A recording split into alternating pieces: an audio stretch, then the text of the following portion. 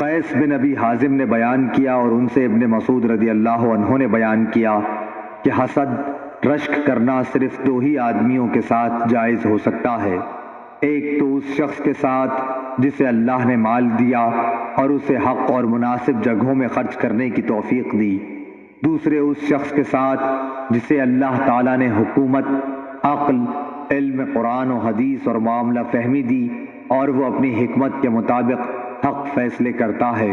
اور لوگوں کو اس کی تعلیم دیتا ہے۔ صحیح بخاری حدیث نمبر 1409۔ عبد الرحمن بن عبداللہ بن دینار نے بیان کیا، ان سے ان کے والد نے، ان سے ابو صالح نے اور ان سے ابو ہریرہ رضی اللہ عنہ نے کہ رسول اللہ صلی اللہ علیہ وسلم نے فرمایا، جو شخص حلال کمائی سے ایک کھجور کے برابر صدقہ کرے اور اللہ تعالیٰ صرف حلال کمائی کے صدقے کو قبول کرتا ہے تو اللہ تعالیٰ اسے اپنے داہنے ہاتھ سے قبول کرتا ہے، پھر صدقہ کرنے والے کے فائدے کے لیے اس میں زیادتی کرتا ہے،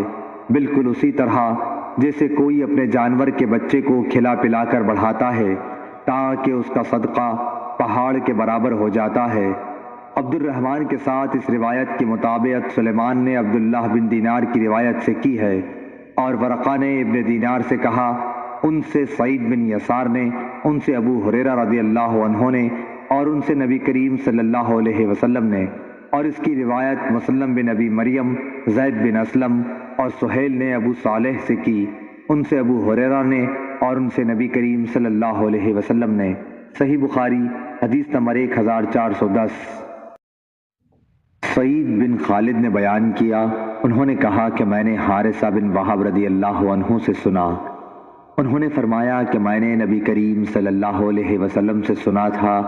کہ صدقہ کرو، ایک ایسا زمانہ بھی تم پر آنے والا ہے جب ایک شخص اپنے مال کا صدقہ لے کر نکلے گا اور کوئی اسے قبول کرنے والا نہیں پائے گا۔ صحیح بخاری حدیث نمبر 1411۔ سناد نے بیان کیا، ان سے عبد الرحمن بن حرمز اعرج نے اور ان سے ابو ہریرہ رضی اللہ عنہ نے کہ نبی کریم صلی اللہ علیہ وسلم نے فرمایا، قیامت آنے سے پہلے مال و دولت کی اس قدر کثرت ہو جائے گی اور لوگ اس قدر مالدار ہو جائیں گے کہ اس وقت صاحب مال کو اس کی فکر ہوگی کہ اس کی زکوٰۃ کون قبول کرے، اور اگر کسی کو دینا بھی چاہے گا تو اس کو یہ جواب ملے گا کہ مجھے اس کی حاجت نہیں ہے۔ صحیح بخاری حدیث نمبر 1412۔ محل بن خلیفہ طائی نے بیان کیا،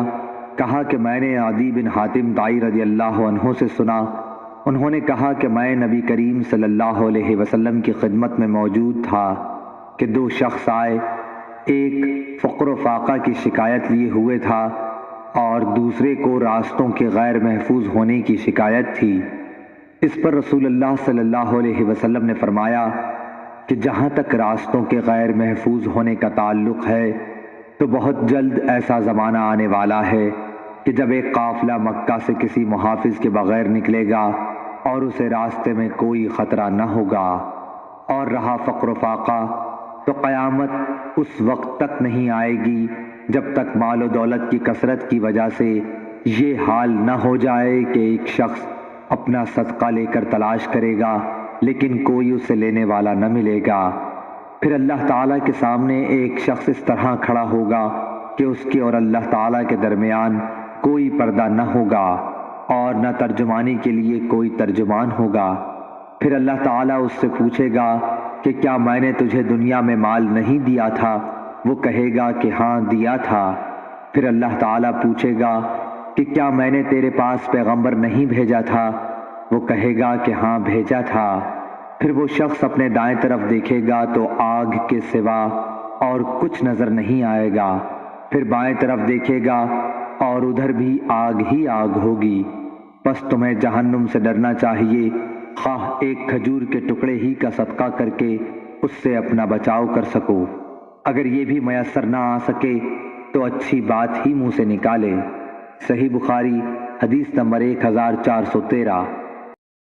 ابو اسامہ حماد بن اسامہ نے بیان کیا،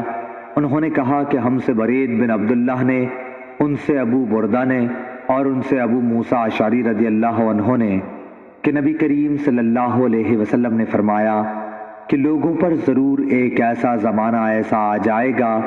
کہ ایک شخص سونے کا صدقہ لے کر نکلے گا لیکن کوئی اسے لینے والا نہیں ملے گا، اور یہ بھی ہوگا کہ ایک مرد کی پناہ میں 40 عورتیں ہو جائیں گی، کیونکہ مردوں کی کمی ہو جائے گی اور عورتوں کی زیادتی ہوگی۔ صحیح بخاری حدیث نمبر 1414۔ شعبہ بن حجاج نے بیان کیا، ان سے سلیمان اعمش نے، ان سے ابو وائل نے اور ان سے ابو مسعود انصاری رضی اللہ عنہ نے فرمایا کہ جب آیت صدقہ نازل ہوئی تو ہم بوجھ ڈھونے کا کام کیا کرتے تھے تاکہ اس طرح جو مزدوری ملے اسے صدقہ کر دیا جائے۔ اسی زمانے میں ایک شخص عبد الرحمن بن عوف آیا اور اس نے صدقے کے طور پر کافی چیزیں پیش کیں۔ اس پر لوگوں نے کہنا شروع کیا کہ یہ آدمی ریاکار ہے۔ پھر ایک شخص ابو عقیل نامی آیا اور اس نے صرف 1 صاع کا صدقہ کیا۔ اس کے بارے میں لوگوں نے یہ کہہ دیا کہ اللہ تعالیٰ کو 1 صاع صدقے کی کیا حاجت ہے۔ اس پر یہ آیت نازل ہوئی، وہ لوگ جو مومنوں پر عیب لگاتے ہیں، جو صدقہ زیادہ دیتے ہیں، اور ان پر بھی جو محنت سے کما کر لاتے ہیں اور کم صدقہ کرتے ہیں، آخر تک۔ صحیح بخاری حدیث نمبر 1415۔